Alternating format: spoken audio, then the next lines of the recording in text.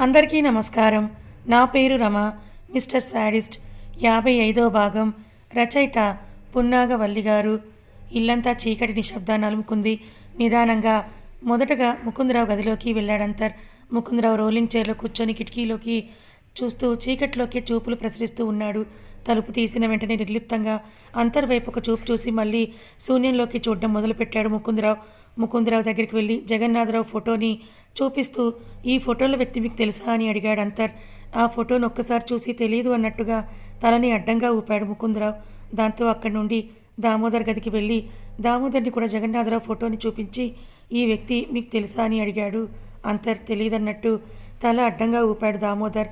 దాంతో ఎవరితను, ఇతనికి మా కుటుంబానికి ఏ సంబంధం లేదు, అసలు ఆ ఇంట్లో ఏం జరిగింది, ఆ ఇంటికి ప్రణయ్ వెళ్ళాడా లేదా తెలియాలి అంటే ఈ జగన్నాథరావుని కలిసి తీరాలనుకుంటూ అక్కడి నుంచి వెళ్ళబోతూ ఉండగా పోలీస్ డిపార్ట్మెంట్ వాళ్ళు ఎవరో వచ్చి వాడి ఫింగర్ ప్రింట్ కోసం ఏవో కొన్ని ప్రణయ్ వస్తువులు అలాగే సీసీటీవీ ఫుటేజ్ కూడా తీసుకున్నారని చెప్పాడు దామోదర్. సరే అని అంటూ బయటికి వచ్చిన అంతర్ ఇక ఆనాటి నుండి జగన్నాథరావుని పట్టుకోవడం మీదే తన దృష్టిని అంతా కూడా పెట్టాడు. ఎన్ని రకాలుగా వీలైతే అన్ని రకాలుగా ప్రయత్నిస్తూ ఉన్నాడు. కానీ ఎక్కడా జగన్నాథరావు ఆచూకీ తెలియలేదు అంతర్కి. మీ అన్ని సమస్యలకు పరిష్కారం చెప్పబడును. శ్రీ వారాహిమాత జ్యోతిష్యాలయం పూజారి గారు ఫోన్ ద్వారా జ్యోతిష్యం చెబుతున్నారు. భార్యాభర్తల సమస్యలు, ప్రేమ సమస్యలు, నమ్మిన వారు దూరం కావడం, అనుకున్న పనులు కాకపోవడం, డబ్బు సమస్యలు, వ్యాపారంలో నష్టం రావడం, ఆరోగ్య సమస్యలు, కుటుంబ సమస్యలు, ఇంకా ఎటువంటి సమస్యలు ఉన్నా, ప్రేమ సమస్యలు, భార్యాభర్తల సమస్యలకు ప్రత్యేకమైన పూజలు చేస్తున్నారు. దూరంలో ఉన్నవారికి ఫోన్ ద్వారా జ్యోతిష్యం చెబుతున్నారు. WhatsApp number 6300. రోజులు గడుస్తున్నాయి. ఒక పక్క నిత్య కేసు హీరింగ్కి వచ్చింది. ఆమె పూర్తిగా పిచ్చిదని నిరూపించడంతో ఆమెను పిచ్చాసుపత్రిలో తరలించాలని, పూర్తి ట్రీట్మెంట్ జరిపించాలని, అలాగే 5 లక్షల జరిమానా విధించారు. కోర్టులో నిత్యకు ఎటువంటి శిక్ష పడుతుందో అని అంతర్ ఊపిరి బిగబెట్టి మరి చూస్తూ ఉంటే నిత్య మాత్రం తనలో తనేదో మాట్లాడుకుంటూ అక్కడున్న వారి వైపు చూస్తూ నవ్వుతూ ఉంది. నిత్య అంతర్ జరిమానా కట్టాడు. నిత్యను పిచ్చాసుపత్రికి తరలించారు. నిత్యను డైలీ కలిసేందుకు పర్మిషన్ లెటర్ తీసుకున్నాడు అంతర్. నిత్యను కలవడానికి పిచ్చాసుపత్రికి వెళ్ళిన అంతర్ని చూడగానే నిత్య ఒక్కసారిగా వచ్చి హత్తుకొని, రాజ్, ఎవరు నన్ను ఇక్కడికి తీసుకొని వచ్చి ఈ గదిలో పెట్టేశారు. నేను ఎంతగా ఏడ్చానో తెలుసా, ఎంతగా అర్చానో, అయినా వాళ్ళు నన్ను బయటకి వెళ్ళనివ్వటం లేదు అని అంటూ చిన్నపిల్ల తండ్రి బయట నుంచి ఇంటికి రాగానే ఎలా కంప్లైంట్ చేస్తారో అలాగే కంప్లైంట్ చేస్తూ చెప్పింది అంతర్కి నిత్య. అంతర్ నిత్యని చిన్నగా విడిపించుకుంటూ, నిత్య, నువ్వలా అరవడం ఏడవడం లాంటివి చెయ్యకూడదు, ఇక్కడ సైలెంట్గా ఉండాలి, సరేనా అని అన్నాడు అంతర్. అయ్యో రాజ్, నేను నువ్వు కనిపించలేదని అలా చేశాను, కానీ ఎప్పుడూ కూడా అలా ఎందుకు చేస్తాను అని అంది నిత్య. తనని రాజ్ అని పిలవడంతో అంతర్ ఒక్కసారిగా అది గమనించాడు, కానీ వాదించదలుచుకోలేదు. దాంతో మౌనంగా ఉండిపోయాడు. రాజ్, మనం మన ఇంటికి వెళ్ళిపోదాం నడు అంది నిత్య. పరిస్థితి తనకు అర్థమయ్యేలా ఎలా చెప్పాలో అర్థం కాలేదు అంతర్కి. కళ్ళల్లో తిరుగుతున్న నీళ్లను బయటకు రానివ్వకుండా అదుపు చేస్తూ, మనం ఉండడానికి మరి కాస్త పెద్ద ఇల్లు కట్టుకుంటున్నాం, ఆ ఇల్లు కట్టడం పూర్తయిన వెంబటే నిన్ను తీసుకొని వెళ్తానన్నాడు అంతర్. అవునా, మనం పెద్దిల్లు కట్టుకుంటున్నామా? అయితే అందులో నేను, మన పాప కలిసి ఆ ఇంట్లో చక్కగా ఆడుకుంటామంది నిత్య. ఒక్కసారిగా ఆ మాట వినగానే నీరు కారిపోయినట్టుగా అయిపోయాడు అంతర్. మన పాప అంటే అని అడిగాడు అంతర్ ఆమెను ఆశ్చర్యంగా. అదేంటి, అయ్యో మన పాప నీకు గుర్తులేదా స్వీటీ, అప్పుడే మర్చిపోయావా రాజ్ నువ్వు అని అంది నిత్య. ఆ మాటకి గుర్తొచ్చింది, నేనే మర్చిపోయానంటూ ఇక కన్నీళ్ళు అదుపు చేసుకోలేక బయటకు వచ్చేస్తూ ఉండడంతో, సరే ఇక నేను వెళ్తానంటూ అక్కడి నుంచి కదలబోయిన అంతర్ చేతిని టక్కున పట్టేసుకుంది నిత్య. ఏంటన్నట్లుగా వెనక్కి తిరిగి చూశాడు అంతర్. రాజ్, నాకు ఇక్కడ ఒక్కదాన్ని ఉండాలంటే భయంగా ఉంది, నువ్వు త్వరగా వచ్చి నన్ను తీసుకువెళ్ళిపో అంది నిత్య. ఆ మాటకు సమాధానం ఏం చెప్పగలడు అంతర్. సరే అన్నట్టుగా చిన్నగా తలూపాడు అంతర్. రాజ్, ఇంతకీ మన పాప ఏది అని అడిగింది నిత్య. బయట ఆడుకుంటోంది అన్నాడు అంతర్. ఓ అలానా, సరే అయితే నువ్వు వెళ్ళు మరి, ఒక మాట అంది నిత్య. ఏంటి అడిగాడు అంతర్. మరేమో వీళ్ళు ఈ తలుపులు వేసేస్తున్నారు, ఇది వేస్తుంటే చీకటిగా ఉండి లోపల నాకు భయం వేస్తోంది, అంతేకాదు నా చేతులకి కాళ్ళకి కూడా ఈ గొలుసులు వేస్తున్నారు, ఆ తలుపులు వెయ్యొద్దని, ఈ గొలుసులు కూడా నాకు వెయ్యొద్దని నువ్వు చెప్పు అంది నిత్య. ఇక నిత్య మాటలు ఏమాత్రం వినలేను అన్నట్టుగా నిత్య చేతులు విడిపించుకొని అలాగే అంటూ అక్కడి నుంచి వడివడిగా అడుగులు వేస్తూ బయటకు వచ్చేశాడు అంతర్ బయటికి రాగానే అక్కడున్న వ్యక్తి తలుపులు వేసేయడంతో వద్దు, తలుపులు వేయొద్దు, చీకటి అంటే నాకు భయం అని అంటూ నిత్య అరిచే అరుపులు అంతర్ చెవిని తాకుతూ ఉంటే హృదయాన్ని ఎవరో ముక్కలు ముక్కలుగా నరుకుతున్నట్లుగా అనిపించింది అంతర్కి. ఒక్కసారిగా అక్కడ ఉన్న ఒక మట్టి కుండను చూస్తూ తన కోపాన్నంతా పిడికిల్లో బిగించి ఆ మట్టి కుండను గుద్దాడు అంతర్. దెబ్బకది 4 ముక్కలైపోతూ నీళ్ళన్నీ కిందకి బల్లున పడిపోయాయి. ఆ కోపం ఎవరి మీద ఎందుకు చూపిస్తున్నాడో కూడా తనకే తెలియదు, కానీ ఇక కోపాన్ని అదుపు చేసే శక్తి లేక అలా ప్రవర్తించాడు అంతర్. అక్కడున్న వాళ్ళందరూ అంతర్ వైపే వింతగా చూశారు. దాంతో సీరియస్గా అక్కడి నుంచి డాక్టర్స్ రూమ్కి వెళ్ళి డాక్టర్తో మాట్లాడాడు అంతర్. రాజ్ అన్న వ్యక్తి ఆమెకి ఏమవుతాడు అని అడిగాడు డాక్టర్. ఆమె భర్త పేరు ప్రణయ్ రాజ్ చెప్పాడు అంతర్. ఓ, అర్థమైంది. ఆమె తనకు ఒక పాప పుట్టిందని, ఆమె భర్త మీరని అనుకుంటోంది. ఆమెను ఆ భ్రమలోనే ఉండనివ్వండి, కనీసం ఆ సంతోషంలోనైనా ఉంటుంది, లేదంటే వైలెంట్గా ప్రవర్తిస్తుంది. విషయం కరెంట్ షాక్ ఇవ్వడం వరకు వెళ్తే ఆమె ఫిజికల్లీ వీక్ అవుతుందన్నాడు డాక్టర్. డబ్బుల గురించి ఆలోచించకండి, సాధ్యమైనంత వరకు ఆమెకు మంచి ట్రీట్మెంట్ అండ్ ఫుడ్ అరేంజ్మెంట్స్ అన్నీ చేయండి ప్లీజ్ అంటూ రిక్వెస్ట్ చేశాడు అంతర్. సరే అన్నట్లు చిన్నగా తలూపాడు డాక్టర్. అక్కడి నుంచి వెళ్ళబోతూ డాక్టర్, ఆమె ఎన్ని రోజుల్లో నయమవుతుంది అని అడిగాడు అంతర్. దానికి సమాధానం లేదు కాబట్టి డాక్టర్ మౌనంగా ఉండిపోయాడు. డాక్టర్ మౌనాన్ని అర్థం చేసుకున్న అంతర్ వడివడిగా అడుగులు వేస్తే బయటకు వెళ్ళిపోయాడు. సార్, ఓటర్ లిస్ట్ నుండి జగన్నాథరావు అన్న పేరు లిస్ట్ తీశాను, పంపించమంటారా సార్ అని అడిగాడు ఆ వ్యక్తి. వద్దు, నేనే ఒక ఫోటో పంపిస్తున్నాను, ఆ ఫోటోలో డీటెయిల్స్ సంపాదించు చాలు అన్నాడు అంతర్. 10 నిమిషాల్లో అడ్రస్ సంపాదిస్తాను సార్ అంటూ ఫోన్ పెట్టేశాడు ఆ వ్యక్తి.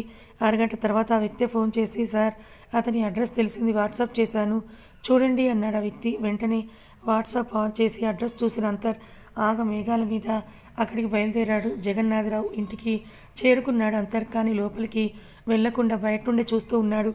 ఎవరు లోపలికి వెళ్ళడం కానీ బయటకి రావడం కానీ జరగలేదు. లోపల ఉన్నాడో లేదో తెలియదు కాబట్టి అలా బయట వెయిట్ చేస్తూ ఉన్నాడు అంతర్.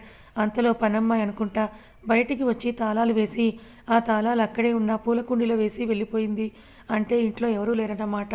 అయితే ఇలాంటి సమయంలోనే లోపలికి వెళ్ళి చూస్తే ఏమైనా ఆధారాలు దొరకొచ్చేమో అని మనసులో అనుకుంటూ అటు ఇటు చూసి ఎవరూ లేరని నిర్ధారించుకున్న తర్వాత సైలెంట్గా వెళ్ళి పూల కుండీలో ఉన్న తాళాలు తీసుకుని గది తలుపులు తెరిచి లోపలికి వెళ్ళాడు అంతర్. ఇల్లంతా నిశ్శబ్దం, ఎవరు ఉన్నా అలికిడి లేదు. సైలెంట్గా ఒక్కొక్క అడుగు వేస్తూ ఇంటి లోపలికి వెళ్తున్న అతనికి ఒక గది నుండి చిన్నగా దగ్గుతున్న సౌండ్ రావడంతో నిదానంగా గదిలోకి వెళ్ళాడు అంతర్. ఆ గది కూడా చీకటిగానే ఉంది. మంచంపై ఎవరో వ్యక్తి పడుకొని ఉన్నారని మాత్రం అర్థమైంది. అదేంటి, ఇంట్లో మనుషులు ఉండగానే తలుపుకు తాళం వేసుకుని వెళ్ళింది అని మనసులో అనుకుంటూ డోర్ వేయబోతుండగా మెయిన్ డోర్ ఓపెన్ చేసిన సౌండ్ రావడంతో టక్కున ఆ గదిలోకి వెళ్ళిపోయాడు అంతర్. ఆ గదిలో ఎటు వెళ్ళాలో అర్థం కాక తలుపుకు ఆనుకొని నిలబడ్డాడు అంతర్. అంతలో ఏవో అడుగుల చప్పుడు తానున్న గదివైపే రావడం గమనించి గబగబా మంచం వెనక్కి వెళ్ళి నక్కి కూర్చున్నాడు అంతర్. గది తలుపులు తెరిచి లోపలికి ఎవరో వచ్చారు. ఏంటమ్మా, పనమ్మాయికి ఎన్నిసార్లు చెప్పినా మేయర్ డోర్ లాక్ చేయదు అసలు, అలాగే గదిలో లైట్ వేయొద్దు చెప్పే ఉంచాను కదా అని అంటూ చున్నీ తీసి మంచం బార్డర్ పైకి విసిరేసి మంచంపై కూర్చుంది ఆ అమ్మాయి. ఆ చున్నీ మంచం వెనుకనే ఉన్న అంతర్ తలపై పడింది. నిదానంగా చున్నీని పక్కకు తీసి ఇదేంటి ఇలా ఇరుక్కున్నానని ఆలోచిస్తూ ఉండగానే ఆ గదిలోకి ఎవరు మరొక వ్యక్తి వచ్చారు. అతన్ని చూస్తూనే డాడీ మీరు కూడా వచ్చేసారా, ఏంటి ఈరోజు ఎర్లీగా వచ్చారని అడిగింది ఆ అమ్మాయి. వర్క్ ఎర్లీగా అయిపోయిందమ్మా, అందుకే త్వరగానే వచ్చేసాను ఇంటికి అని అన్నాడు ఆ వ్యక్తి. అతను గొంతు వింటూనే అంతర్ ఆలోచన వేగం పెరిగింది. ఎవరితను? ఒకవేళ నేను ఎదురు చూస్తున్న జగన్నాథరావు ఇతనేనా? ఎలా తెలుసుకోవడం అని ఆలోచిస్తున్న అంతరికి ఎదురుగా ఉన్న డ్రెస్సింగ్ టేబుల్ నుంచి ఆ వ్యక్తిని చూశాడు. అవును, అతనే జగన్నాథరావు. ఇలాంటి సమయంలో వాళ్ళ ముందుకు వెళ్తే బాగోదేమో. ఎలాగైనా ఇతన్ని కలిసి ఆ రోజు ఏం జరిగిందో తెలుసుకోవాలి. అసలు ప్రణయ్ వాళ్ళ ఇంటికి వచ్చాడా లేదా అన్నది కూడా తెలిస్తే చాలు, మిగతాది ఎలాగైనా తెలుసుకోవచ్చని మనసులో అనుకుంటున్నాడు అంతర్. అమ్మా కోమలి, ఈరోజు ఏం వంట చేయమంటావు అని అడిగాడు జగన్నాథరావు. వీళ్ళ మాటలు వింటూ అంతర్ అక్కడే ఉన్నాడు. అబ్బా, ఎప్పుడు వంటగోలేనా డాడీ, కాసేపు మమ్మీ దగ్గర కూర్చోండి కోమలి. నేను కూర్చుంటాను, మరి నువ్వు వంట చేస్తావా అడిగాడు జగన్నాథరావు. అమ్మో, నాకు వంట రాదు కదా డాడీ అని అంది కోమలి. అలా అంటే ఎలాగా, రేపు పెళ్ళై అత్తారింటికి వెళ్తే అక్కడ కూడా ఇలా అంటే వాళ్ళు ఊరుకుంటారా అన్నాడు జగన్నాథరావు. ఆ మాట వింటూనే మూడీగా అయిపోయింది కోమలి. కోమలి, నువ్వు మూడ్ ఆఫ్ అవ్వను అంటే నీతో ఒక విషయం మాట్లాడాలి అన్నాడు జగన్నాథరావు. ఏంటి డాడీ ఆ విషయం అని అడిగింది కోమలి. నీ పెళ్లి విషయం అమ్మా. నీకు మంచి మంచి సంబంధాలు వస్తున్నాయి, కానీ నువ్వు ఒప్పుకోవడం లేదు పెళ్ళి చేసుకోవడానికి అని అన్నాడు జగన్నాథరావు. డాడీ, మీకు నేను ఎన్నిసార్లు చెప్పాను పెళ్ళి ప్రస్తావన నా దగ్గర తీసుకుని రావద్దని. పెళ్ళి నేను చేసుకోను, జీవితాంతం మీకు తోడుగా ఉంటాను అంది కోమలి. అదిగో ఆ మాటే వద్దని చెప్తున్నాను, గతం సంగతి వదిలేయి అన్నాడు జగన్నాథరావు. గతం ఎలా వదిలేయమంటారు డాడీ? ఆ గతం నీడలాగా నా వెంటే ఉంది, దానిని వదలటం ఈ జన్మకు జరగదు అని అంది కోమలి. ఎందుకు జరగదు? ఆ సంఘటన జరిగి ఇంతకాలం గడుస్తోంది, కానీ ఆ విషయం ఎక్కడ బయటికి రాలేదంటే ఆ విషయం బయటపడనట్టే కదా. అలాంటప్పుడు నువ్వెందుకు భయపడిపోతున్నావు అన్నాడు జగన్నాథరావు. బయటపడినంత మాత్రాన చేసిన తప్పు కాకుండా పోతుందా డాడీ? అది ఎప్పటికైనా నా ముందుకు వచ్చి ఖచ్చితంగా నిలబడుతుంది. అప్పుడు నేను దోషిలాగా తల వంచుకునే పరిస్థితి వస్తుంది. అలాంటప్పుడు నేను మరొక ఇంటి సభ్యురాలిగా ఉంటే నాతో పాటు ఆ కుటుంబం కూడా తలదించుకోవాల్సి వస్తుంది. అదంతా నాకు ఇష్టం లేదు. ప్లీజ్ డాడీ, మరొకసారి ఈ పెళ్లి ప్రస్తావన తీసుకురావద్దు అంది కోమలి. ఈ మాటలన్నీ వింటున్న అంతరికి ఎన్నో అనుమానాలు మొదలవుతున్నాయి. అమ్మా కోమలి, నా మాట విను, నీ జీవితం సుఖమయం అవుతుంది. ఆ పీడకలని మర్చిపో అన్నాడు జగన్నాథరావు. ఎంత ఈజీగా మాట చెప్పారు డాడీ. పీడకల కాదు, జీవితాన్ని కుదిపేసే ఒక విధ్వంసం. నేను ఒక వ్యక్తి ప్రాణాలు తీశాను. అతను ఎవరో ఏంటో, అతని కుటుంబ సభ్యులు ఎంతగా అతని గురించి బాధపడుతున్నారు, ఇవేవి ఆలోచించుకుంటా క్షణికావేశానికి లోనయ్యి నేను అతని ప్రాణాలు తీశాను. అలాంటి నేను మరొక ఇంటి కోడలయ్యే అర్హత, ఒక వ్యక్తికి భార్యనయ్యే అదృష్టం నాకు లేవంది కోమలి. ఆ మాట వింటూనే అంతరికి విషయం చూచాయిగా అర్థమయ్యింది. అంటే ఇదంతా చేసింది జగన్నాథరావు కాదు, జగన్నాథరావు కూతురు కోమలి అన్నమాట అని తన మనసులో అనుకున్నాడు అంతర్. నీకు తెలియదు నాన్న, ఇప్పటికే ఎక్కడైనా సరే ప్రణయ్ అన్న మాట వింటే చాలు ఎంతగా ఉనికిపోతున్నానో, భయపడుతున్నానో మీరు ఊహించలేరు. అతను చేసిన పని క్షమించరానిదే, అయినప్పటికీ అతనికి నేను ఇంత పెద్ద శిక్ష వేయకుండా ఉండాల్సింది అని ఇప్పటికే అనుకుంటూ నాలో నేను కుమిలిపోతున్నాను. ఇలాంటి నన్ను మరొక బంధంలో ఇరికించొద్దు ప్లీజ్ అంటూ అక్కడి నుంచి వెళ్ళిపోయింది కోమలి. ఆ మాటలు విన్న అంతర్రక్తం ఒక్కసారిగా మరిగిపోయింది. కానీ అంత పెద్ద తప్పు ప్రణయ్ ఏం చేసి ఉంటాడు అని ఆలోచన వచ్చిన మరుక్షణమే ఒక ఆడది తెగించి అంత పెద్ద నిర్ణయం తీసుకుందంటే ఇంకేం కారణం అయి ఉంటుంది. ఖచ్చితంగా ఈమెను ఫోర్స్ చేసి ఉంటాడని అనుకుంటూ మళ్ళీ తనే ఒకవేళ అదే నిజమైనా ఆ మాత్రం దానికే నా తమ్ముడి ప్రాణం తీసేస్తుందా ఈ రాక్షసి అనుకుంటూ మళ్ళీ తనే లేదు ప్రణయ్ నా తమ్ముడు, ఖచ్చితంగా ఇలాంటి దిగజారిన పని వాడు ఎప్పటికీ చెయ్యడు. ఈమె ఏదో వాడి నుంచి ఆశించి అది దొరక్కపోయేసరికి ఇలా చేసుండొచ్చని క్షణికావేశానికి లోనై ఏది ఏవైనా సరే ఈరోజు ఈ రాక్షసుని ప్రాణాలతో వదలను. ఈ రాత్రి ఆమెకు కాలరాత్రి అని మనసులో అనుకుంటూ అలా మంచం వెనక్కి నక్కుండిపోయాడు అంతర్. ఎంతసేపు అలా అక్కడున్నాడో అంతరికే తెలియదు. కానీ కొద్దిసేపటి తర్వాత భోజనం తీసుకుని వచ్చి తల్లికి తినిపిస్తూ, అమ్మ నువ్వు ఇలా పక్షవాతంతో మంచానికి అంటుకుపోయి ఉండడానికి వాడే కారణం. అలాంటి వాడిని చంపడం కరెక్టే అని ఆ సమయంలో అనిపించిన అతని గురించి బాధపడని క్షణం లేదు. కానీ అదేమీ బయటపడలేదు కదా అని ఏమీ తెలియనట్టు మరొక వ్యక్తిని పెళ్లి చేసుకోవడం నా వల్ల కాదు. దీన్ని నాన్నగారు అర్థం చేసుకోలేకపోయినా కనీసం నువ్వన్నా నన్ను అర్థం చేసుకోమ్మా అని అంది కోమలి. ఆ మాటలన్నీ అంతర్ వింటూ ఉంటే ఈమె ప్రణయ్ హతమార్చిందన్న విషయంలో ఎటువంటి అనుమానం లేదు. కోమలి, నువ్వెవరో నాకు తెలియదు, కానీ నీ మొహం కూడా చూడలేదు, కానీ ఈరోజు నిన్ను చంపకుండా ఇల్లు కదిలే ప్రసక్తే లేదు అని తన మనసులో దృఢంగా అనుకుంటూ అక్కడే ఉన్నాడు అంతర్. తల్లికి భోజనం తినిపించిన తర్వాత తాను కూడా భోజనం చేసి మళ్ళీ ఆ గదిలోకి వచ్చి తల్లి పక్కనే పడుకుంది కోమలి. సమయం కోసం వేచి చూస్తూ ఉన్నాడు అంతర్. సమయం అర్ధరాత్రి అవుతూ ఉండగా సుమారుగా 1 గంట ప్రాంతంలో మంచం వెనక్కి నుంచి బయటకు వచ్చి డోర్ లాక్ వేసి వచ్చాడు అంతర్. గాఢ నిద్రలో ఉన్నారు తల్లి కూతుర్లు. కోమలి వైపు ఒకసారి చూస్తూ, రాక్షసి బంగారం లాంటి నా తమ్ముని పొట్టను పెట్టుకున్నావు, నా తల్లిని నిత్యని ఏ దిక్కు లేని పిచ్చివాళ్ళలా చేసి హాస్పిటల్లో ఉండేలా చేశావు. ఇలాంటి నువ్వు బ్రతకడానికి వీల్లేదంటూ అక్కడే ఉన్న దిండును చేతిలోకి తీసుకున్నాడు అంతర్. దిండుతో కోమలికి ఊపిరాడకుండా చేసి చంపాలనుకున్నాడు అంతర్. ఇంకొక క్షణంలో కోమలి మొహంపై దిండుతో అణిచేద్దాం అనుకునే లోపు ఎవరో వెనుక ఉన్నట్టు కనిపించడంతో వెనక్కి తిరిగి చూశాడు అంతర్. అంతర్ వెనుక దేవే అని ఒక్కసారిగా స్టన్ అయిపోయాడు అంతర్. ఆమె వైపే చూస్తూ ఉన్నాడు. అంతూ, నేను నేర్పించిన సంస్కారం ఇదేనా? ఒక ఆడదాని ప్రాణం తీస్తావా అని అంటూ ప్రశ్నించినట్టుగా అనిపించింది అంతర్కి. దాంతో ఒక్కసారిగా తన చేతిలో ఉన్న దిండుని కిందకు వదిలేశాడు అంతర్. ఒక్కసారి చుట్టూ చూశాడు. ఎక్కడా ఎవరూ కనిపించలేదు. అదంతా తన భ్రమ అని అర్థమైంది అంతర్కి. ఒక్కసారిగా నిద్రపోతున్న కోమలి వైపే చూశాడు. నిజమే, నా తల్లి నాకు సంస్కారం నేర్పింది. ఒక ఆడదాని ప్రాణం నేను తీయలేను అని అంతర్ మనసులో అనుకుంటూ ఉండగానే కోమలి పక్కకు తిరిగి పడుకుంది. ఆ కదలికలతో కోమలి ఎక్కడ లెగుస్తుందో అన్న భయంతో వడివడిగా అడుగులు వేసుకుంటూ బయటకు వెళ్ళిపోయాడు అంతర్. రోజులు కాస్త నెలలుగా మారి గడిచిపోతూ ఉన్నాయి. అంతర్ మాత్రం కుదురుగా ఉండలేకపోతున్నాడు. కోమలిని ప్రణయ్ని చంపింది అన్న విషయం తెలిసి కూడా ఏమీ చేయలేని తన నిస్సహాయతకు తన మీద తనకే కోపం వస్తూ ఉంది. దామోదర్ అంతర్గదిలోకి వస్తూ, అంతర్ ఏంటి అంతగా ఆలోచిస్తున్నావు? ఈ మధ్య నేను గమనిస్తూనే ఉన్నాను. మనిషివి మనిషిలా ఉండడం లేదు. కంగారు పడిపోతున్నావు. నీలో నువ్వే అసహనానికి గురవుతున్నావు. ఏమైందని అడిగాడు దామోదర్. గత కొద్ది రోజులుగా కోమలి విషయం తెలిసినా కూడా ఏమీ చేయలేకపోయాను అన్న ఒత్తిడికి గురవుతున్న అంతర్. దామోదర్ అడిగేసరికి ఇక విషయాన్ని దాచలేక మొత్తం కూడా చెప్పేశాడు అంతర్. అంతా విన దామోదర్ ఎటువంటి ఆవేశానికి లోనవ్వకుండా మౌనంగా ఉండిపోయాడు. డాడీ, ఆమె నేను క్షమించలేను, అలా అని శిక్షించలేకపోతున్నాను. ఏమీ చేయలేని పరిస్థితిలో నిలబడ్డాను. అది నన్ను మరింతగా బాధకు గురి చేస్తోంది అంటూ తన బాధను వెళ్ళగక్కాడు అంతర్ పరిస్థితులలోనే చెడువైపు ఒక్కడుగు వేసినా కూడా అది మనతోనే పోదు.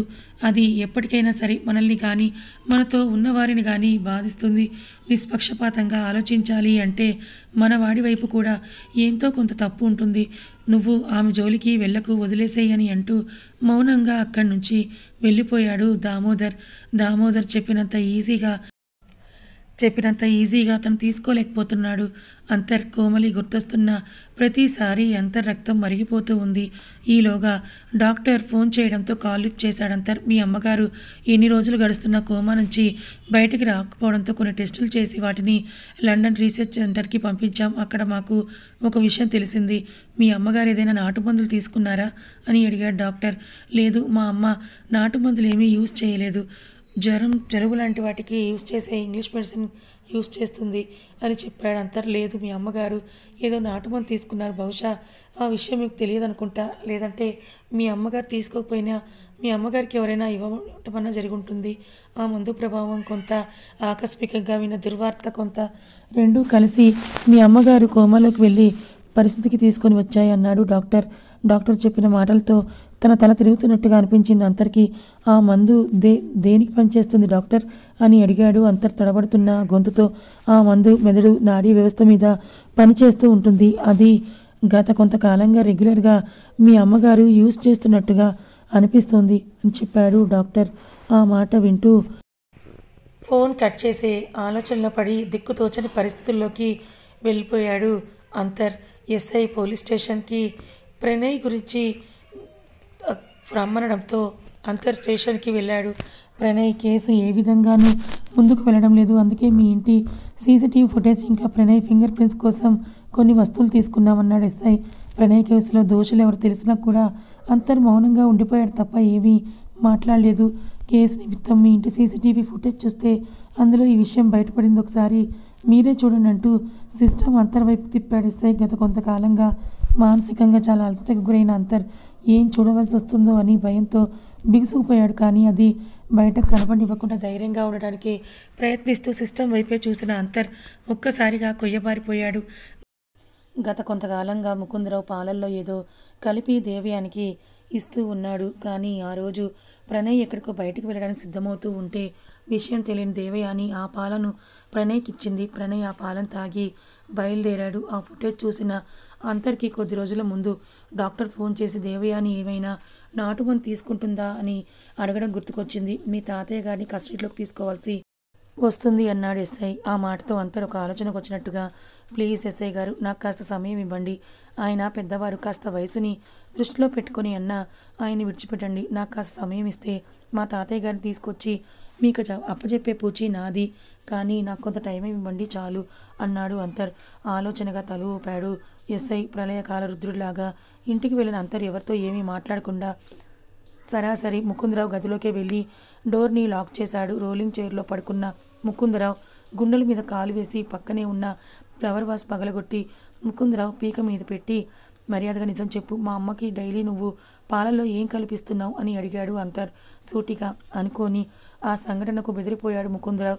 ప్రణయ్ వార్త తెలిసిన దగ్గర నుంచి తిండి నిద్ర లేకపోవడం వల్ల నీరసించి ఉన్న ముకుందరావు గుండెలపై అంతర్ అలా కాలేయడం వల్ల మరింత ఎగ ఊపిరి పీల్చుకుంటూ, ఏం మాట్లాడుతున్నావురా, నాకేమీ అర్థం కావడం లేదు అన్నాడో లేదో ఒక్కసారిగా ఫ్లవర్ వాజ్ని కంఠంకి ఆనించి ఇంకొక మాట, నేను వినాలనుకుంటున్నది కాక మరొకటి వచ్చిన పీక కోసేయడానికి ఒక క్షణం కూడా ఆలోచించను. ఇప్పుడు నన్ను ఆపటానికి అమ్మ కూడా దగ్గర లేదు కాబట్టి నువ్వే ఆలోచించుకో, నాకు నిజం మాత్రమే వినిపించాలి అన్నాడు అంతర్.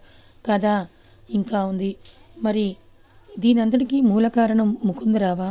ప్రణయ్, కోమలి, నిత్య, దేవయాని, అంతర్, దామోదర్ వీళ్ళందరి జీవితాలు ఇలా తారుమారవడానికి కారణం ముకుందరావేనా? అసలు ముకుందరావు పాలల్లో దేవయానికి ఏం కల్పించాడు? మరి ఆ పాలు ప్రణయ్ తాగడం వల్లే కోమలి విషయంలో అలా చేశాడా? అసలు ఏం జరిగింది? మరి అంతర్ నిజం తెలుసుకుంటాడా? తర్వాత కోమలిని ఎందుకు తను పగ సాధించాలనుకున్నాడు? తెలుసుకోవాలనుకుంటే రాబోయే చివరి భాగంలో చూడండి.